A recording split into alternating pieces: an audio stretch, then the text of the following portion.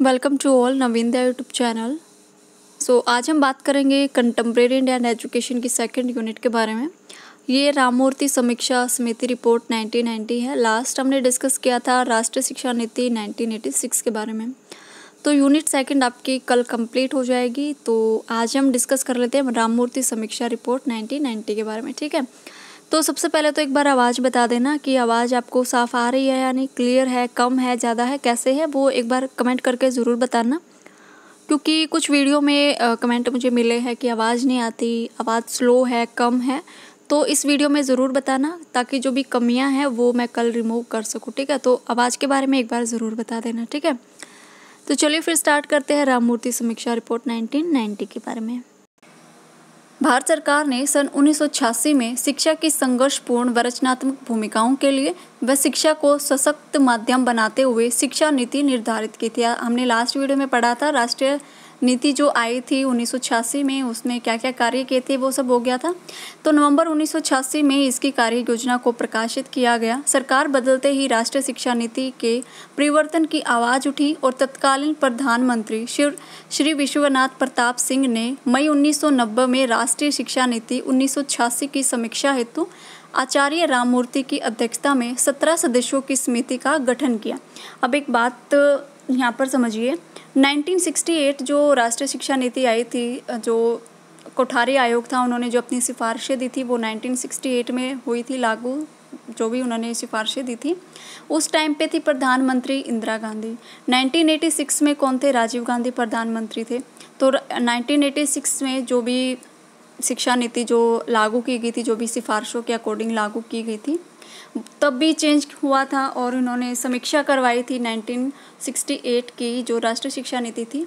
उसके बाद जो सरकार बदली 1990 में और प्रधानमंत्री बने विश्वनाथ प्रताप सिंह, तो इन्होंने फिर से कहा कि भाई जो शिक्षा नीति चली थी 1986 में जो लागू की गई थी, आप दोबारा से उसकी समीक्षा करो और ये पता लगाओ कि जो राष्ट्रीय शिक्षा नीति चली हुई है वो कैसी है, किस आधार पर है, क्या क्या उसमें बताया गया है, ये सब।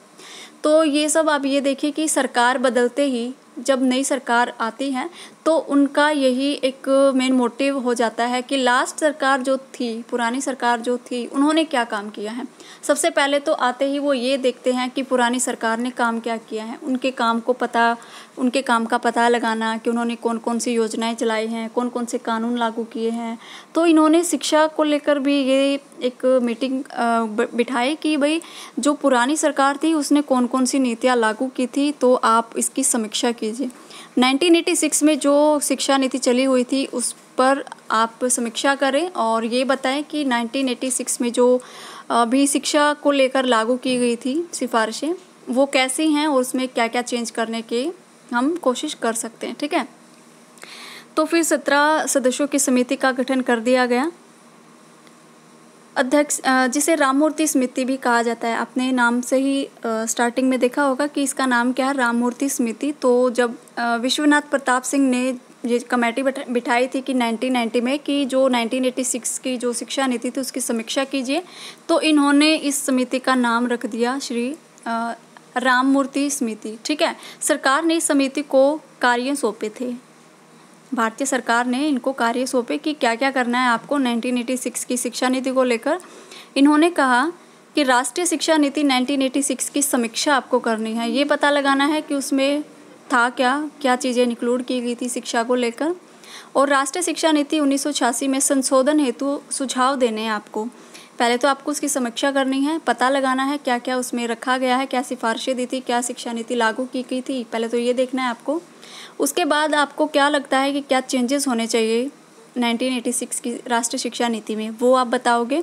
और संशोधित नीति के क्रियान्वयन हेतु सुझाव आप दोगे कि जो कार्य करने हैं हमें, कौन कौन से हम कार्य कर सकते हैं। सुझाव आपको देने हैं, समीक्षा आपको करनी है और आपको ये बताना है कि हम क्या लागू कर सकते हैं। ठीक है, तो ये कार्य सौंपे गए थे भारतीय सरकार के द्वारा 1990 जो राममूर्ति समिति बनी हुई थी। और किसकी समीक्षा करनी थी इनको? 1986 की जो राष्ट्रीय शिक्षा नीति चली हुई थी उसकी समीक्षा इनको करनी थी। ठीक है, तो राममूर्ति समिति ने अपना प्रतिवेदन 26 दिसंबर 1990 को एक प्रबुद्ध और मानवतापूर्ण समाज की ओर शिक्षक के रूप में प्रस्तुत किया। तो 26 दिसंबर 1990 को इन्होंने सबमिट कर दिया था अपना, जो भी इन्होंने देखा कि 1986 की क्या क्या बातें हैं, क्या क्या नीति बनाई गई थी शिक्षा को लेकर। तो इस समिति ने शिक्षा नीति की विभिन्न योजनाओं की समीक्षा के लिए उप समितियों की नियुक्ति की थी। इस प्रकार राष्ट्रीय शिक्षा नीति 1986 पर पहला संशोधन राममूर्ति समिति के रूप में आया था। तो जो 1986 जो नीति राष्ट्रीय शिक्षा नीति लागू की गई थी सरकार की तरफ से, जो राजीव गांधी थे उस टाइम पर प्रधानमंत्री, उनके कार्यकाल में जो शिक्षा नीति लागू की गई थी, तो इन्होंने कहा कि जो राष्ट्रीय शिक्षा नीति है उसको आप देखो, बताओ क्या क्या सुझाव उसको करने हैं। तो उसमें जो सबसे पहला संशोधन हुआ वो हुआ था राममूर्ति समिति के द्वारा। ठीक है, तो ये आपके कॉम्पिटिटिव एग्ज़ाम की तरफ से भी एक क्वेश्चंस बन सकता है कि जो 1986 की जो राष्ट्रीय शिक्षा नीति थी उसमें पहला संशोधन किसने किया था और कब हुआ था ये राष्ट्रीय संशोधन, और किसकी मतलब कौन उस टाइम पर प्रधानमंत्री था। इस तरह से भी क्वेश्चंस एग्जाम में आपसे पूछे जा सकते हैं। ठीक है, तो राममूर्ति समिति क्या है ये आपको समझ आ गई। राममूर्ति समीक्षा समिति 1990, इन्होंने सिर्फ 1986 की जो राष्ट्रीय शिक्षा नीति थी उसकी समीक्षा की थी, उसके बारे में सुझाव दिए थे भारतीय सरकार को। ठीक है, अब राममूर्ति समिति के उद्देश्य क्या हैं ये आपको देखने हैं। इनके उद्देश्य हैं ब्लैक बोर्ड योजना, व्यावसायिक शिक्षा पर ज़्यादा बल देना, मानवीय मूल्यों पर बल देना और नारी शिक्षा पर बल देना। अब ब्लैक बोर्ड योजना तो हमने अब तक नहीं पढ़ी है, तो इन्होंने कहा कि जो ब्लैक बोर्ड है वो हमें लाना चाहिए एग्ज़ाम में। वैसे तो होगा, पहले भी हुआ, क्योंकि बच्चों को पढ़ाने के लिए ब्लैक बोर्ड की तो जो ज़रूरत है वो पड़ेगी, लेकिन इन्होंने जिक्र किया है इस राष्ट्रीय शिक्षा नीति में। ठीक है, उसके बाद इन्होंने कहा व्यावसायिक शिक्षा पर ज़्यादा बल देना चाहिए, लेकिन व्यावसायिक शिक्षा तो 1986 में ऑलरेडी आ चुकी थी। मानवीय मूल्यों पर बल देना चाहिए और नारी शिक्षा पर भी बल देना चाहिए। ठीक है, इनके उद्देश्य यही थे जो कि ऑलरेडी 1986 में हम पढ़ चुके हैं कि इन पर बात हो चुकी है ऑलरेडी। ठीक है, तो इन्होंने 1986 की जो राष्ट्रीय शिक्षा नीति है उसकी समीक्षा की, उसको देखा कि राष्ट्रीय शिक्षा नीति जो 1986 में थी उसमें क्या क्या बच्चों के लिए प्रावधान किए गए हैं, उनकी पढ़ाई को लेकर क्या प्रावधान किए हैं। तो उन्होंने इस चीज़ को अच्छी तरह से समझा, उस पर सुझाव अपने प्रस्तुत किए, और क्या क्या उन्होंने सुझाव दिए हैं वो एक बार देखते हैं। ठीक है, तो राममूर्ति समिति जो थी इनके सुझाव क्या हैं। पहला सुझाव तो इन्होंने दिया कि शिक्षा के प्रशासन एवं वित्त संबंधी समीक्षा में इन्होंने अपने सुझाव दिए हैं। प्रथम पंचवर्षीय योजना में शिक्षा के लिए 7.86% की व्यवस्था की गई थी, वहीं 7वीं पंचवर्षीय योजना में यह घटकर 3.55% रह गई है। तो पहली जो पंचवर्षीय योजना थी उसमें शिक्षा के लिए कितना व्यय मतलब कितना पैसा खर्च करने की बात की गई थी, 7.86% शिक्षा पर खर्च करने की बात की गई थी, लेकिन 7वीं जो पंचवर्षीय योजना है उसमें घटकर कितना रह गया, 3.55% ये रह गई थी। धन के अभाव के कारण शिक्षा नीति सही तरीके से नहीं चल पाई, इसलिए समिति ने सुझाव दिए हैं। और कौन कौन से सुझाव हैं। प्राथमिक शिक्षा में सार्वभौमिकरण, माध्यमिक शिक्षा के व्यवसायीकरण और निरक्षरता उन्मूलन जैसे लक्ष्यों के प्राप्ति के लिए समय सीमा निर्धारित करना। इन्होंने कहा कि प्राथमिक शिक्षा का यूनिवर्सलाइजेशन होना चाहिए, माध्यमिक शिक्षा के जो सब्जेक्ट हैं या फिर बच्चों को जो शिक्षा प्रोवाइड की जाती है वो व्यावसायिक स्तर पर बच्चों को प्रोवाइड करानी चाहिए। ठीक है, उसके बाद इन्होंने कहा कि एनसीईआरटी और विश्वविद्यालय अनुदान जो यूजीसी जिसको कहा जाता है, जो कॉलेजेस के ऊपर होती हैं, की भूमिका समन्वय व विशेषज्ञता प्रदान करने तक ही सीमित होनी चाहिए। इन्होंने कहा जो एनसीईआरटी है या फिर जो यूजीसी है उनकी जो भूमिका होगी वो बस एक सलाहकार के रूप में होनी चाहिए। उनका काम बस इतना है कि वो स्कूल को या फिर कॉलेजेस को सलाह दे, बस इतना काम उनका होना चाहिए। उसके बाद इन्होंने कहा है अखिल भारतीय सेवा के गठन के स्थान पर राज्यों में राज्य शैक्षिक सलाहकार सेवा गठित की जाए। इन्होंने कहा कि पूरे भारत में जो शिक्षा सेवा के गठन है उनके स्थान पर राज्यों में राज्य शैक्षिक सलाहकार के रूप में गठित किया जाए, क्योंकि जो राज्य है उसी के राज्य के जो सलाहकार होंगे उनको ज़्यादा पता होगा कि उसमें उस राज्य में स्कूल कैसे हैं, उन स्कूलों की व्यवस्था कैसी है, कैसे पढ़ाई की जाती है। अगर राज्य के सलाहकार सलाह देंगे तो जो शिक्षा है वो अच्छी तरीके से हो पाएगी। ठीक है, नहीं तो ये होता है कि जब ऊपर से ऑर्डर आते हैं तो वो निचले स्तर पर पहुंच ही नहीं पाते हैं, बीच में कई वो गायब हो जाते हैं, इसलिए इन्होंने ये सब कहा। उसके बाद इन्होंने कहा है शिक्षा के संगठन संबंधी समीक्षा और सुझाव। शिक्षा के संगठन में क्या क्या सुझाव इन्होंने दिए हैं, क्या क्या समीक्षा इन्होंने की है वो देखते हैं एक बार। जब 1986 में राष्ट्रीय शिक्षा नीति आई थी तो इन्होंने सार्वभौमिकरण और शैक्षिक अवसरों की समानता पर विशेष बल दिया था। लेकिन जब 1990 तक ये जो अवसर हैं या फिर जो समानता की बात की गई है वो कंप्लीट नहीं हो पाई, तो इन्होंने सुझाव दिए कि सार्वजनिक स्कूल प्रणाली को 10 वर्ष के अंदर पूरा कर लिया जाए। उसके बाद इन्होंने कहा प्रारंभिक शिक्षा के लिए अधिक धनराशि दी जाए, उन्हें कम से कम दूरी पर स्थापित किया जाए। उसके बाद इन्होंने कहा निजी स्कूलों को भी सार्वजनिक शिक्षा प्रणाली से जोड़ा जाए, तभी शिक्षा का जो संगठन है वो अच्छी तरीके से हो पाएगा। उसके बाद इन्होंने पाठ्यक्रम पर भी बात की है, पाठ्यक्रम संबंधी समीक्षा की इन्होंने और सुझाव दिए। जो पाठ्यक्रम लागू हुआ था बच्चों के लिए उसको इन्होंने देखा, परखा, समझा, उसके बाद इन्होंने अपने सुझाव दिए कि कैसा पाठ्यक्रम होना चाहिए। समिति ने देखा कि पाठ्यक्रम सैद्धांतिक अधिक था और 10 वर्षीय शिक्षा से त्रिभाषा सूत्र का पालन नहीं किया जा रहा था। इस संदर्भ में समिति ने सुझाव दिए। इनका कहना था कि जो त्रिभाषा सूत्र आया था 1986 में, उसके आधार पर जो पालन होना चाहिए त्रिभाषा सूत्र का वो हो नहीं रहा था। उसके अकॉर्डिंग इन्होंने अपने सुझाव दिए। लिंग भेद समाप्त कर प्रत्येक स्तर पर लड़के और लड़कियों के लिए समान पाठ्यचर्या होनी चाहिए। ये क्यों कहा इन्होंने? क्योंकि लड़कियों के लिए जो होम साइंस जैसे सब्जेक्ट इन्होंने बनाए और लड़कों के लिए पॉलिटेक्निकल जैसे सब्जेक्ट इन्होंने बनाए, तो लड़के और लड़कियों के लिए थोड़ा ये लगा कि जो सब्जेक्ट हैं वो अलग अलग बांट दिए गए हैं लिंग के आधार पर। तो इन्होंने कहा कि लिंग के आधार पर हमें सब्जेक्ट नहीं बांटने हैं, बल्कि लड़के और लड़कियों को समान सब्जेक्ट हम पढ़ा सकेंगे क्योंकि सभी को हम समान शिक्षा दे रहे हैं। उसके बाद इन्होंने बात की पाठ्यक्रम समय की मांग के अनुसार हो। प्रथम 10 वर्ष की शिक्षा में विज्ञान और गणित को मुख्य स्थान देना चाहिए और पर्यावरण शिक्षा को भी सम्मिलित करना चाहिए। इन्होंने कहा कि अकॉर्डिंग टू टाइम हमें जो सिलेबस है, जो करिकुलम है, उसको चेंज करते रहना चाहिए। ये नहीं कि एक बार फिक्स कर दिया और वही चलता रहे, नहीं, ऐसा नहीं होना चाहिए। और इन्होंने कहा कि 10 वर्ष की जो शिक्षा होती है, जो 10th क्लास तक की जो शिक्षा होती है, उसमें साइंस और जो मैथ होता है उसको कंपलसरी कर दिया जाना चाहिए। और उसके बाद इन्होंने बात की जो इन्वायरमेंट जो स्टडी होती है वो भी अच्छी तरह से लागू कर दी जानी चाहिए, कंपलसरी सब्जेक्ट के रूप में लागू करना चाहिए।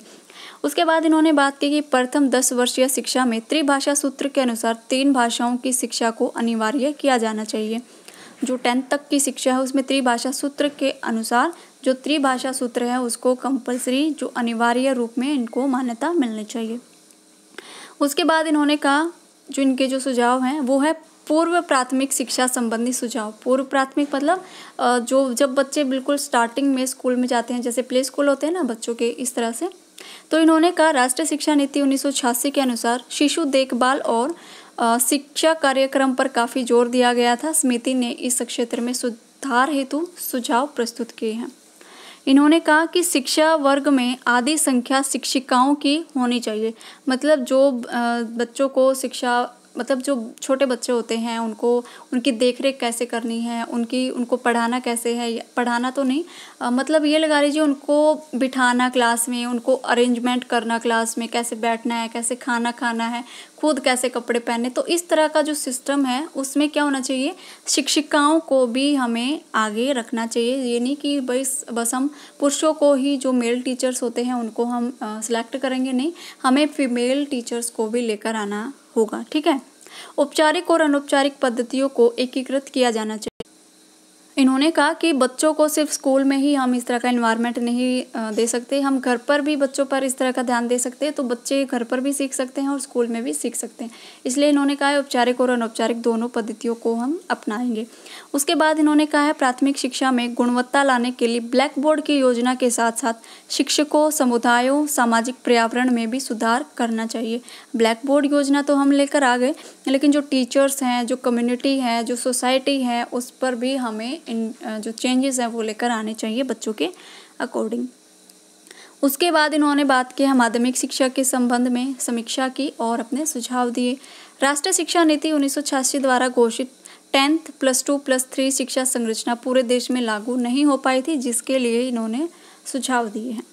जो 10th +2 +3 वाला जो आया था पैटर्न की पूरे देश में ये लागू होना चाहिए, तो उस टाइम पर नहीं हुआ, तो इन्होंने इस पर भी सुझाव दिए हैं कि 10th +2 +3 शिक्षा संरचना को पूरे देश में पूर्ण ईमानदारी से लागू किया जाना चाहिए।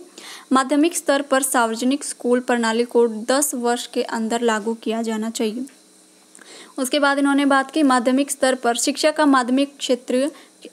माध्यम जो है वो क्षेत्रीय भाषा होना चाहिए, त्रिभाषा सूत्र को लागू करना चाहिए और अंग्रेजी के वर्चस्व को समाप्त करना चाहिए। इन्होंने कहा कि जो माध्यमिक स्तर पर जो हम शिक्षा बच्चों को प्रोवाइड कराते हैं उसकी लैंग्वेज क्या होनी चाहिए, उसकी भाषा क्या होनी चाहिए, जो क्षेत्रीय लेवल पर जो भाषा बोली जाती है उसी पर हम बच्चों को शिक्षा प्रोवाइड कराएं। जैसे बोला जाता है ना कि मातृभाषा में हम स्टार्टिंग में बच्चों को शिक्षा प्रोवाइड कराएं, तो इन्होंने कहा कि माध्यमिक स्तर पर भी हम बच्चों को क्षेत्रीय भाषा के अकॉर्डिंग अगर बच्चों को सिखाएंगे तो बच्चे जल्दी सीखेंगे।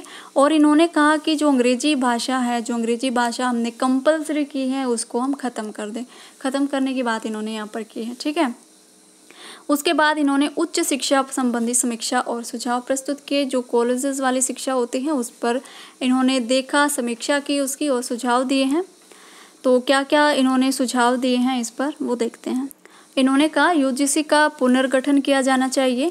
इसमें अध्यक्ष और उपाध्यक्ष के अतिरिक्त 5 पूर्वकालीन सदस्य और होने चाहिए जो शिक्षण, अनुसंधान, विस्तार, प्रबंधन और वित्त विशेषज्ञ हों। इन्होंने कहा कि यूजीसी जो गठन किया गया था कॉलेजेस के ऊपर, जो यूजीसी होगी उसको चेंज किया जाना चाहिए, उसमें बदलाव किए जाने चाहिए, उसका पुनर्गठन होना चाहिए और अध्यक्ष और उपाध्यक्ष के अतिरिक्त भी 5 मेंबर उसमें हमें इंक्लूड करने चाहिए। उसके बाद इन्होंने बात की छात्रों का प्रवेश चयन प्रक्रिया पर आधारित हो। जब बच्चों को कॉलेजेस में एडमिशन के लिए भेजा जाता है या फिर बच्चे जब +2 पास करके जब कॉलेजेस में जाते हैं तो उनके लिए एक टेस्ट हमें रखना चाहिए कि अगर कोई बच्चा इस टेस्ट को क्लियर करता है तो हम उसको एडमिशन देंगे कॉलेजेस में, अतिरिक्त हम उनको एडमिशन अपने कॉलेज में नहीं देंगे, ठीक है। उसके बाद इन्होंने बात की कि प्रशिक्षित शिक्षकों की नियुक्ति की जानी चाहिए। ट्रेंड टीचर को हमें कॉलेज में लेकर आना चाहिए। ये नहीं कि किसी ने भी BA MA कर ली और उसने कोई ट्रेनिंग वगैरह, जैसे B.Ed होती है, उसने कोई B.Ed नहीं की है, M.Ed नहीं की है और हम उनको बोल दें कि आप कॉलेज में पढ़ा सकते हो। और कॉलेज में जैसे नेट होता है, नेट क्लियर करने के बाद टीचर्स को बुलाया जाता है पढ़ाने के लिए, तो इस तरह की सुविधा होनी चाहिए कि ट्रेन टीचर हम लेकर आएँ कॉलेजेस में पढ़ाने के लिए, ठीक है। उसके बाद इन्होंने बात की है शिक्षक शिक्षा संबंधी समीक्षा और सुझाव।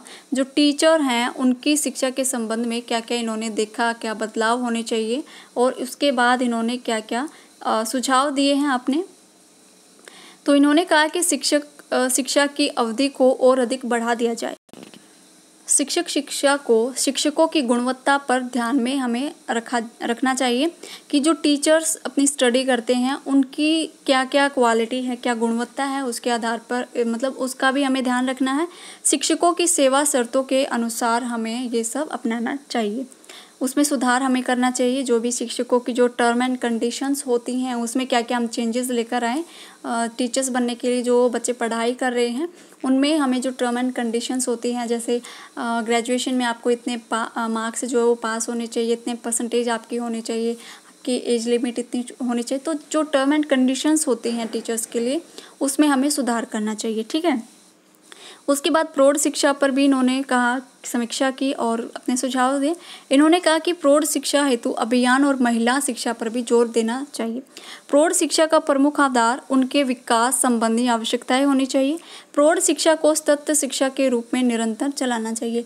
जो प्रौढ़ शिक्षा देने की बात की है 1986 में राष्ट्रीय शिक्षा नीति में, इन्होंने कहा कि ये होनी चाहिए कॉन्टीन्यूस एंड कॉम्प्रिहेंसिव वैल्यूएशन के आधार, मतलब कॉन्टिन्यू चलनी चाहिए कि प्रौढ़ शिक्षा, ये नहीं है कि कुछ साल तक हमने प्रौढ़ शिक्षा दे दी और हमने उसको ड्रॉप कर दिया, नहीं, ऐसा नहीं होना चाहिए।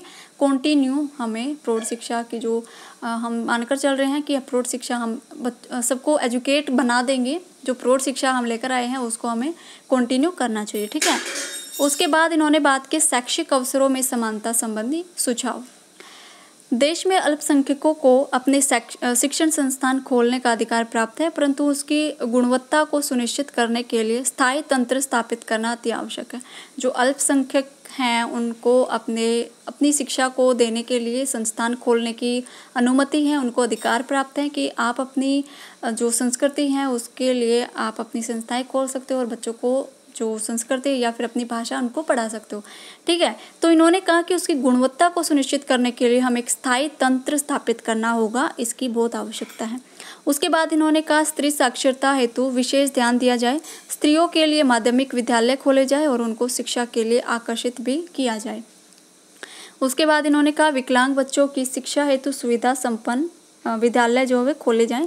जो डिसेबल्ड जो बच्चे हैं उनके लिए जो सुविधाएं होनी चाहिए स्कूल में वो होनी चाहिए। जितने भी स्कूल्स हैं सब बिल्कुल ओपनली सबको एक्सेप्ट करें। जितने भी विकलांग बच्चे या जो डिसेबल्ड बच्चे हैं नॉर्मल बच्चों के साथ पढ़ाने के लिए स्कूल को वेलकम करना है इन सभी बच्चों का कि हम अपने स्कूल में डिसेबल्ड बच्चों को और नॉर्मल बच्चों को साथ में पढ़ाएंगे और जो सुविधाएं हैं ये भी स्कूल प्रोवाइड करे बच्चों को। ठीक है।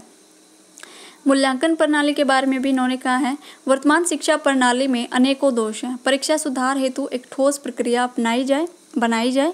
परीक्षा प्रणाली में लचीलापन का गुण विद्यमान होना चाहिए।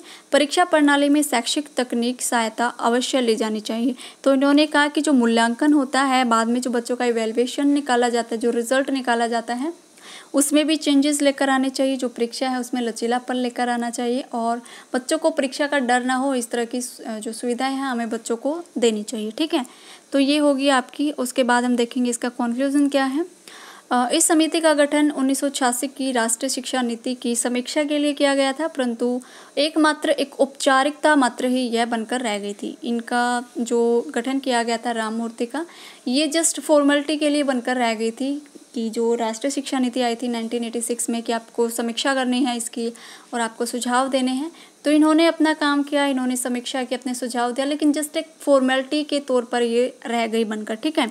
कोई ठोस विचार इस समिति ने नहीं दिए हैं कि कुछ अलग चेंजेस होना चाहिए। जस्ट हल्के फुल्के ही इन्होंने बताया कि इस तरह की जो शिक्षा है वो होनी चाहिए।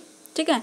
इस रिपोर्ट का महत्व इस बात में नहीं था कि इस रिपोर्ट ने भारतीय शिक्षा के संबंध में व्यापक विचार विमर्श के साथ साथ शिक्षा की समस्याओं का समाधान करने के लिए लीक से हटकर चिंतन किया है। ठीक है। तो ये थी हमारी आज की राममूर्ति समीक्षा समिति 1990। तो इसका काम क्या था, जो 1986 में जो राष्ट्रीय शिक्षा नीति लागू की गई थी उसकी समीक्षा करना था और अपने सुझाव जो है वो प्रस्तुत करने थे सरकार के सामने। ठीक है। तो ये कंप्लीट हो गया आज का आपका टॉपिक और कल आपकी जो यूनिट है वो कंप्लीट हो जाएगी। एक टॉपिक बचता है POA 1992 और आपका NCF 2005 ये कल कंप्लीट हो जाएगा आपके सेकंड यूनिट। उसके बाद आप बताना कि कोई नेक्स्ट यूनिट स्टार्ट करानी है या नहीं तो फिर मैं आपको कराऊंगी चाइल्डहुड एंड ग्रोइंग अप की जो आपकी बुक बची हुई है वो मैं कंप्लीट जल्दी कराने की कोशिश करूंगी। तो सेकंड यूनिट मैं लेकर चल रही थी कि सेकंड यूनिट थोड़ी सी टफ पड़ती है तो वो मैं करा दूँ। तो ये कंप्लीट हो गई, कल कंप्लीट बिल्कुल हो जाएगी। तो आपको कैसे लगी वीडियो बताइएगा ज़रूर, कमेंट करके ज़रूर बताना, आवाज़ बताना। और वीडियो कैसी लगी, आपको समझ में आई या नहीं, कॉन्टिन्यूस जो हम समितियाँ लेकर चल रहे हैं वो आपको समझ में आई है या नहीं, कहीं पर अगर कोई दिक्कत है तो वो भी बताइएगा। और अपने फ्रेंड्स के साथ ज़रूर वीडियो शेयर करें और सब्सक्राइब ज़रूर करें चैनल को। ठीक है। तो मिलते हैं नेक्स्ट वीडियो में नेक्स्ट टॉपिक के साथ। तब तक अपनी तैयारी रखें, घर पर रहें, सुरक्षित रहें। Thank you.